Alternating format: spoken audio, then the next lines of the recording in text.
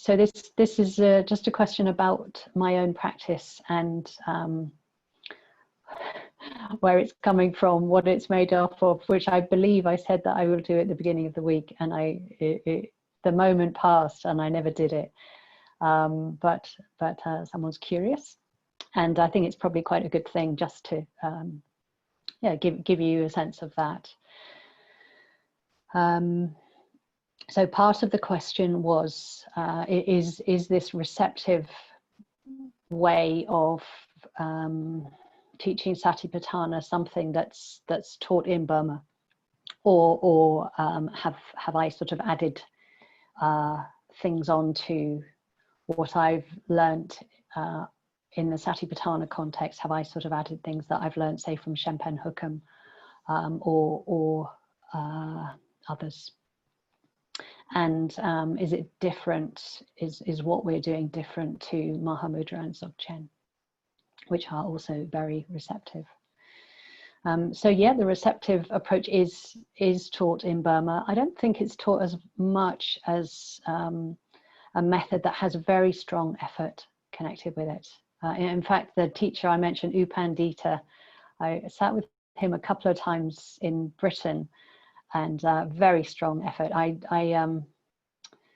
thought of him as a sort of form of Vajrapani, Ratha Vajrapani in human form. That's what Sayadaw U Pandita was like, a sort of mini version. I think he was about 5 foot or something.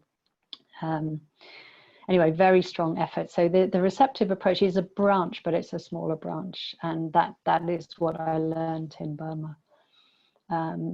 And I have sort of followed my nose with Satipatthana, but always within early Buddhism. That's not to say I haven't found things that really resonate from when I've had bits of contact, mostly through my partner and through different Triratna settings with a more sort of pure awareness or Mahamudra Dzogchen approach. But I can't say that I know a lot about that. I just know that there seem to be resonances.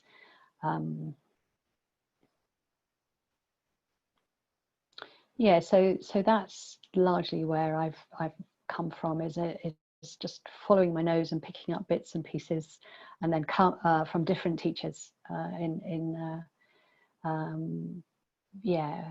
within Triratna. When Vidyamala and I worked together, we did a number of retreats together. We were definitely just a very sort of creative exploration. But I would say that I think I'm probably most strongly influenced by the method in Burma, sort of combined receptivity with the strong wisdom approach, and that felt like it really worked for me. So that's that. So I had a couple of questions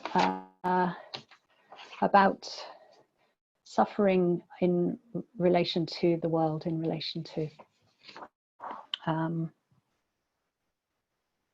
so one question: how to be with difficult emotion when it's a response to suffering in the world.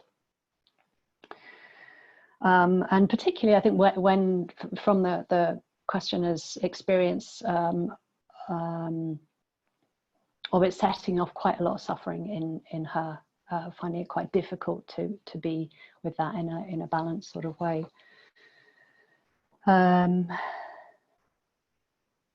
So I think it's really helpful to engage with the suffering of the world from a place of balance in ourselves, a place of ease, and then we can see what triggers our own suffering. Are there certain sort of views that we have around our own privilege or around selfishness or whatever it is? There can be lots of things that sort of, if you like, can be helpful to see in awareness, and then they no longer disturb the mind. The sort of, how can I be happy while this is going on? How can I be so fortunate. We have the conditions that we have. We have the conditions. We are incredibly fortunate that we have good conditions for practice.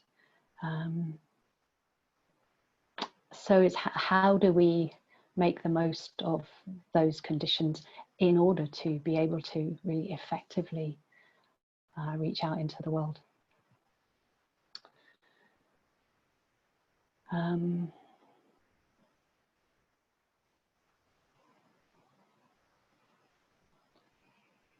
So I think it can be quite important to just look out for creating more suffering through the suffering of the world, and somehow feel that that's necessary, or actually it's not necessary, and we can be more effective, we can be in a better position to help through our own minds being rather than having being overwhelmed by anxiety or by some sort of guilt. That if our minds instead have metta, have compassion, have things that are really helpful to the world.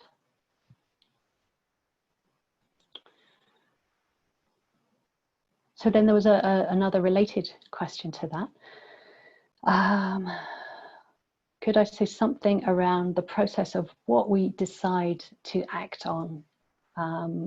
This is in relation to, again, in relation to suffering in the world, in relation to the suffering of racism, and a strong sense that I want to do something, as well as keep awareness. And she goes on to talk about perhaps it's to do with the altruistic dimension of practice.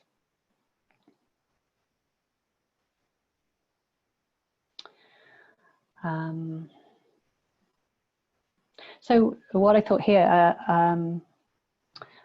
I've quoted Byron Katie before, and I'm not sure that she's a Buddhist actually, but I think she's a very wise woman. And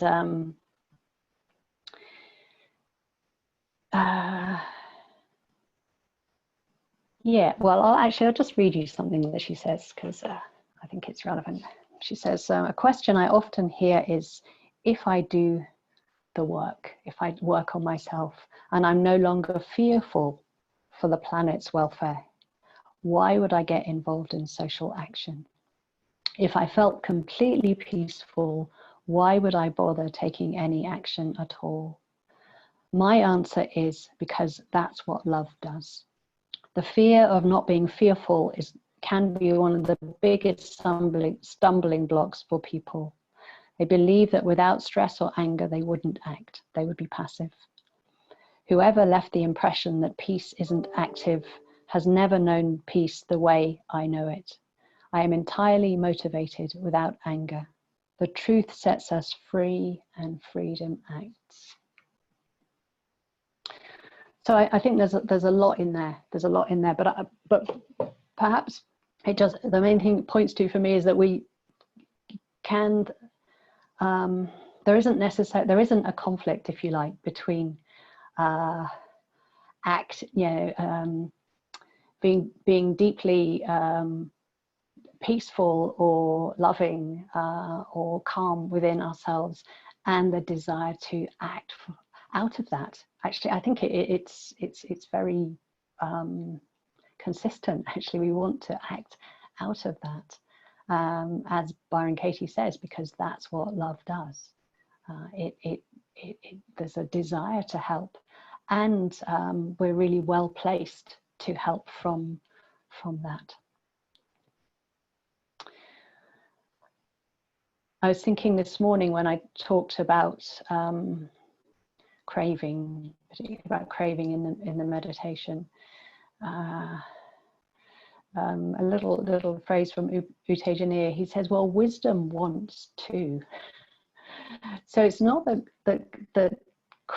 craving and the wanting mind are completely tied up together. Wisdom wants what's best overall. Wisdom is without self-referencing. So it wants on the basis of what's helpful overall for what situation, whatever situation it finds itself in. But it's able to see more clearly because it's not constantly referencing back to itself or its own needs or wants. It's able to be much more effective, much more powerful. But well, yeah, wisdom's not around all the time, so we do the best we can. But I do think it's entirely consistent to act, but to act on the basis of the best mind that we can come up with, if you like. Act on the basis of the basis of the precepts, the basis of the best mind that we can is the best way I can say it, I think.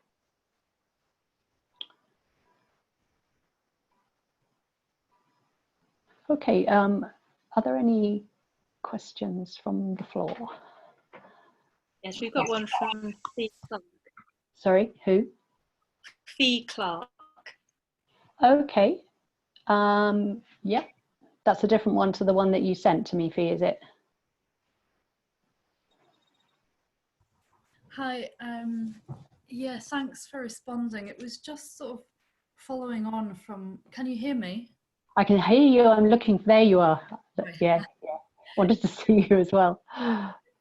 Thanks for responding to like what to do with world grief, world suffering.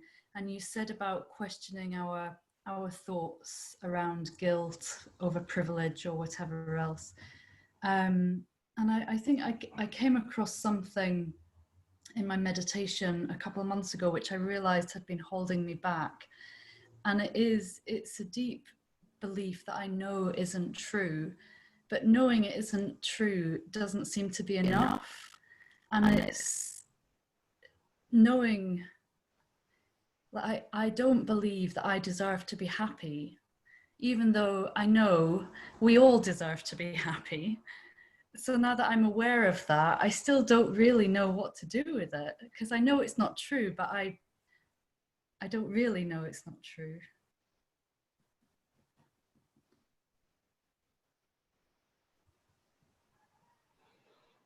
Okay, let me just have a technical pause because you've frozen, and I'm getting messages saying my internet connection is unstable. So thumbs up or down if you followed what's going on. Lots of yeses.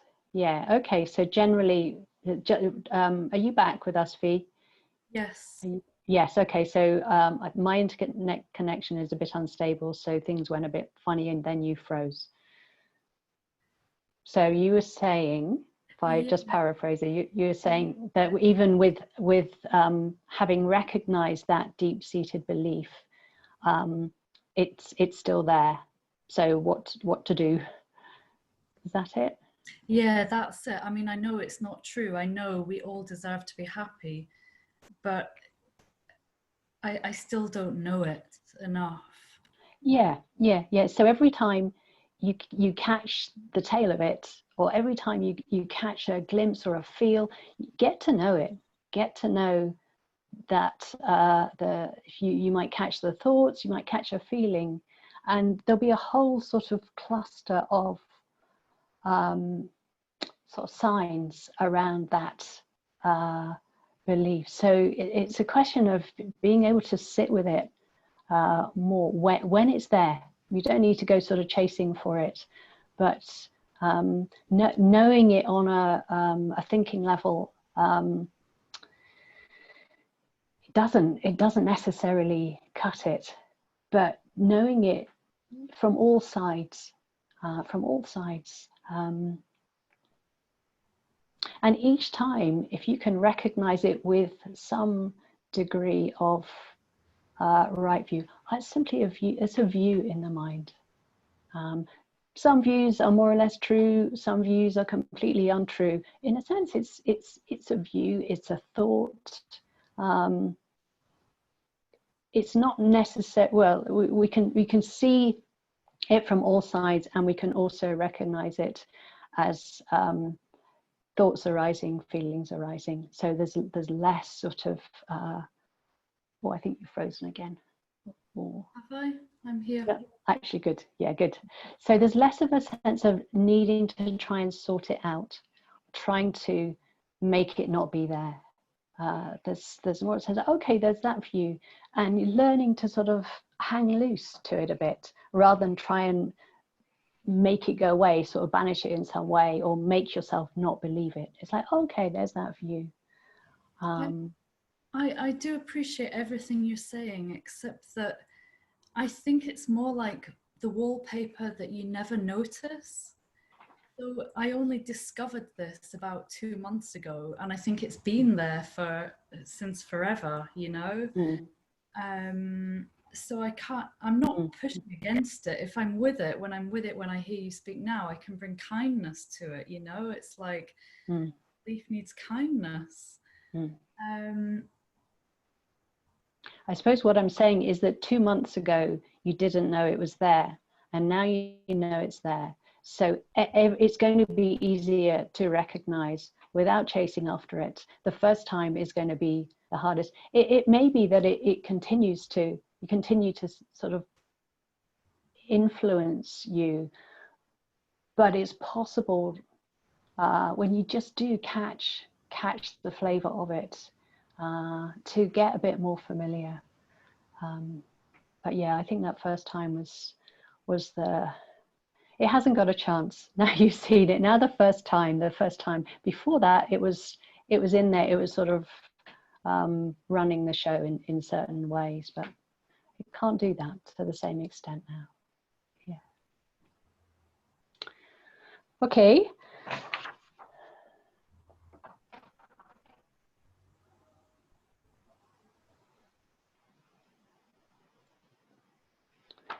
So I was sent a question earlier in the week, and I've sort of looked at it every now and again, and I just thought, I've got absolutely no idea what I think about this. And so I was asked what I thought about a particular phrase that came up in a previous Satipatthana retreat, and the phrase is, self-obsession is the near enemy of Satipatthana. And I've just had a bit of a blank around it all week. Self-obsession is the near enemy of Satipatthana.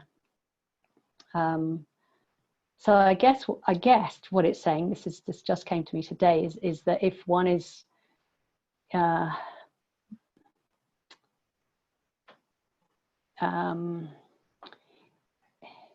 if one could be practicing in such a way to reinforce that sense of self. I mean, to me it sounds a bit theoretical, but I don't know if I in a way I put it out there because somebody else might relate to it in a way that I don't particularly. But there you go. There you have it. Okay, so then there's a question about the analyzing mind. I know that I experience a strong urge to problem solve, to fix, and also to work out why something is happening. Are questions such as, what is this emotion about, and why am I having this emotion? Are they helpful? Those sorts of questions.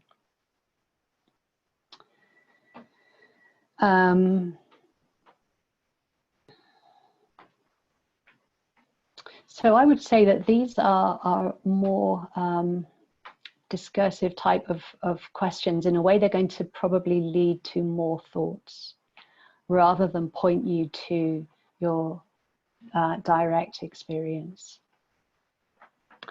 And there's a recognition that you have the urge to problem solve and to fix. but maybe without quite seeing that in an awareness of what that does to the mind.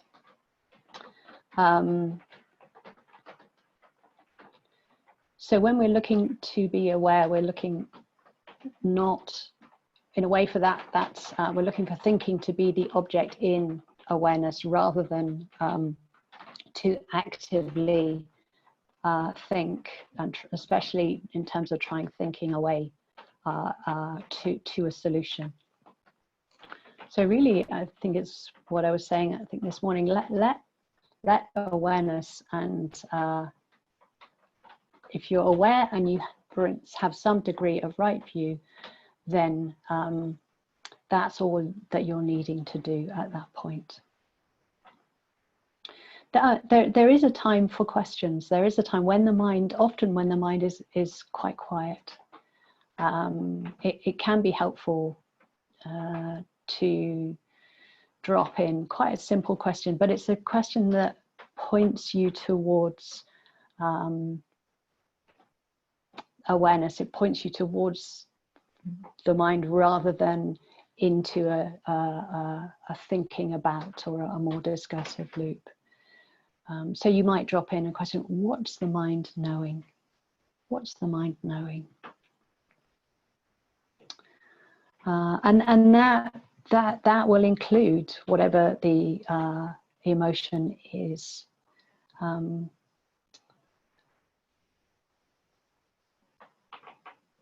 But it's not likely to stimulate lots of thinking about it.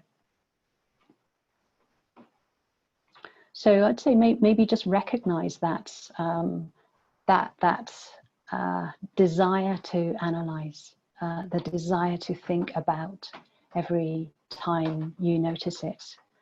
If it's a strong habit, maybe you will notice it 25% of the time it happens or something, but over time you'll see it more frequently. Yeah, and at the same time, just pointing using in a way that thinking to point to the direct experience.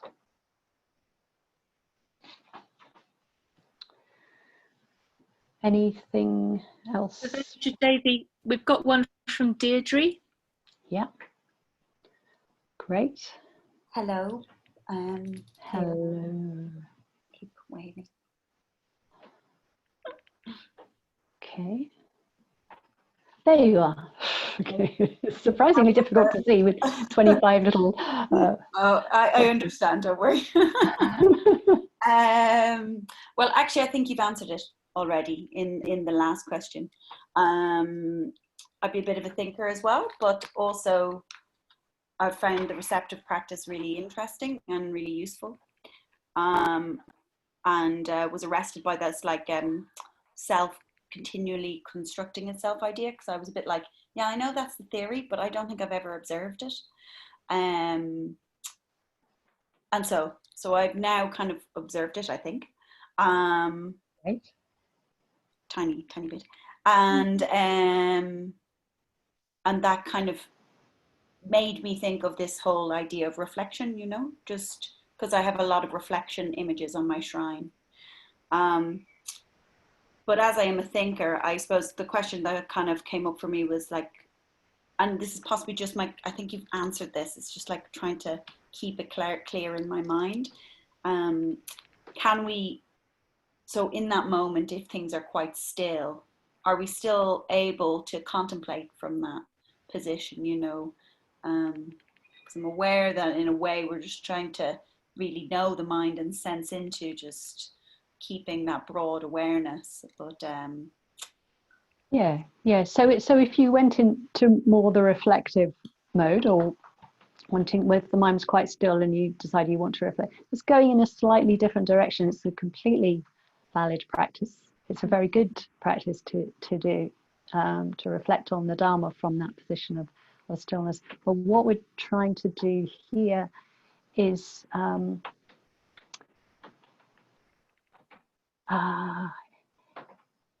we're making a laboratory of our own experience, or in the image of the naturalist I think I used at the beginning. So we're looking to see the mind in its natural state, and then we see how it works, and as you alluded to, how the sense of self is constructed. What is the sort of construing that's going on, and seeing that in direct experience has a very powerful effect on the mind. So in a way, there are two different ways of two different types of insight practices in that moment. But yeah, the one we're doing is more it can be harder to do in a way, because it's difficult for us to not be active, to want to do, and to, in a way, to have that hands-off approach where we're sort of leaving it to these qualities in the mind of awareness and wisdom to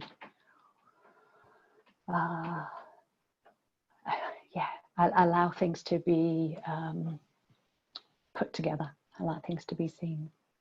And that's really, really useful, because I think it's that clarity, because I was like, no, there's something really fascinating about this, and really like, oh yeah, slightly different. So I just wanted to be clear that it was different. Thank you. Okay.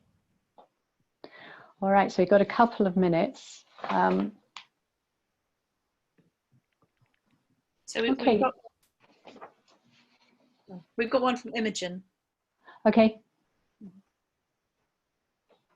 There you are. I am.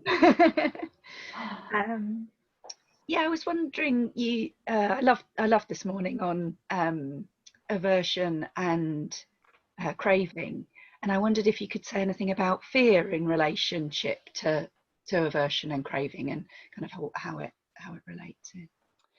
Yeah, so they have these lovely little groups of qualities in I think they're in the Abhidharma. It's certainly an early Buddhist thing. I think it's the Abhidharma. So there's a craving group, and there's an aversion group. And in the aversion group, there are two different types. So one is the more active type, which is what I focused on in the meditation: the irritation, the grumpiness, the hatred, and all those. And in the other group, there are things that we don't so much associate with aversion. So sadness, disappointment, and also fear. So fear is in that aversive group. And yeah, you can sort of, if you, when I feel into fear, I can feel there's a not wanting quality in the experience of fear. Often don't want what's happening, and yeah, I think it's for that reason that it's there. So it can be very helpful actually to identify that that aspect of it.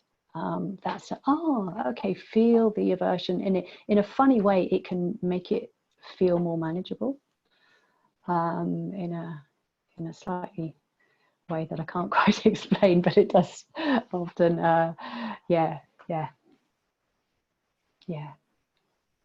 And actually, that does link in. I think I'm going to try and answer one last question, because it can follow on from that question. So it's a question around awareness of difficult emotions, and if that can be a cutting off from the experience. So the person had an experience in the meditation this morning of grief and sadness being there, and then moving away from that in the intention to be aware of it. It felt like a cutting off from it. So I'm just aware of language, and I'm picking up on something in the language of the question which you may not have intended, but that then moving away from that in the intention to be aware. So I'd say awareness is, we're not looking to move away from experience. I know at times there's been a sense of the stepping back, which is my use of language as well as I think other people have mentioned it.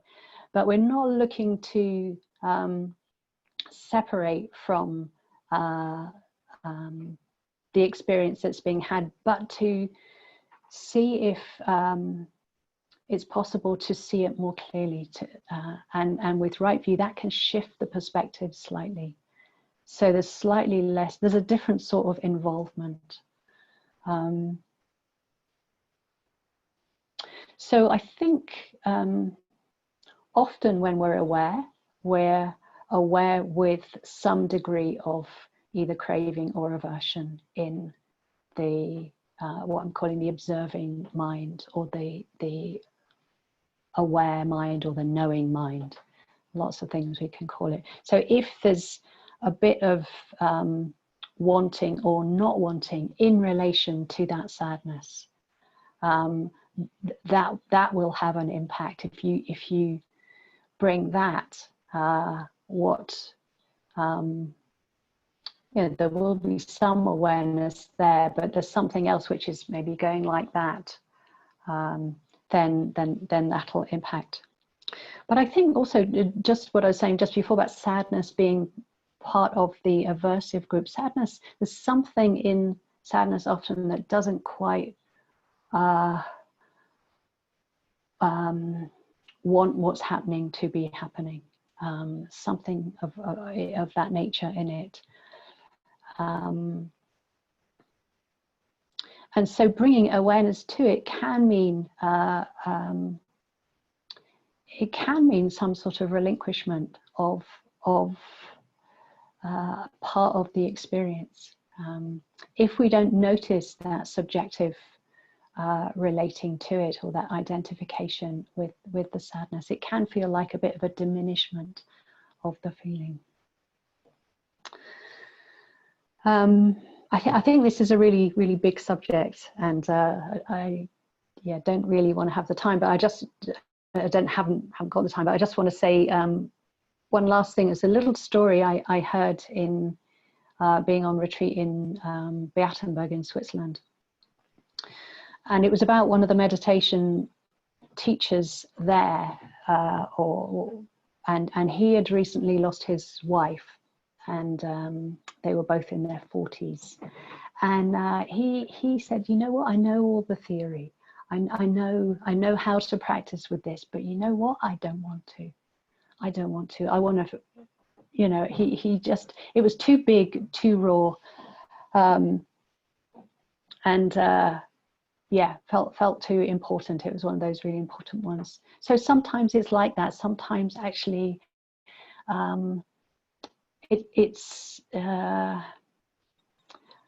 we are not wanting to simply be with the experience as it is, and allow ourselves to just recognize different aspects of it. We want to be in it. And I'm not saying that that's necessarily what was happening for you, but explore how it feels to just be with certain feelings. What are the ideas or the views around that particular emotion, and how does it feel to just get a bit more, a few other views on it.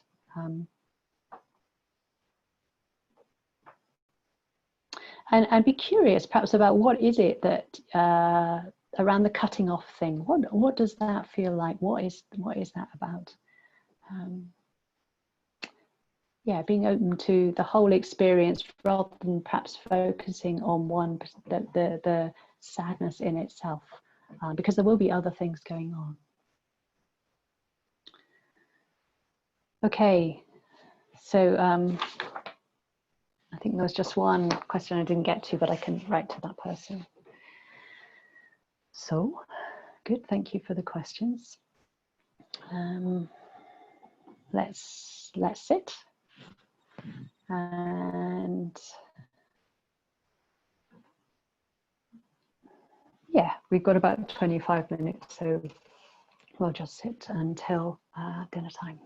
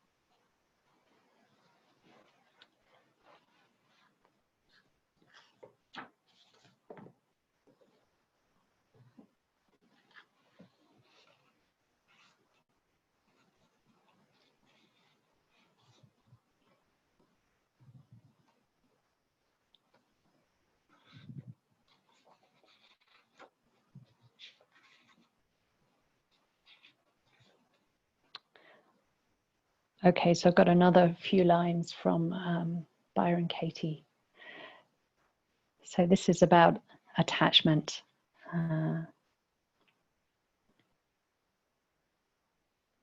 We don't attach to people or to things. We attach to uninvestigated concepts that we believe to be true in the moment. We don't attach to people or to things. We attach to uninvestigated concepts that we believe to be true in the moment.